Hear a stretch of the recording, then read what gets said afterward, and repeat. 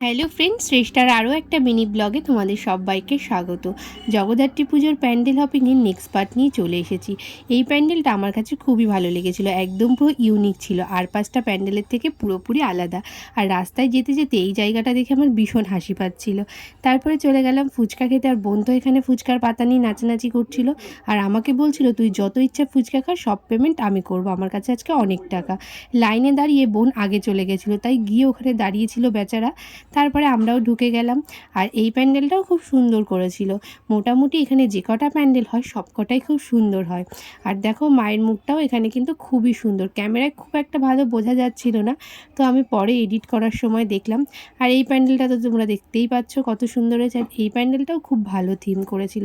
প্রতিটা প্যান্ডেলই না এক একটা আলাদা আলাদা ভাবনা চিন্তায় গড়ে উঠেছিল, যেটা খুবই সুন্দর ছিল। এরপরে আমরা একটু মেলা ঘুরে নিলাম, তারপরে পাঁপড়ও খেয়ে নিলাম। তো আজকের মতো এখানেই টাটা।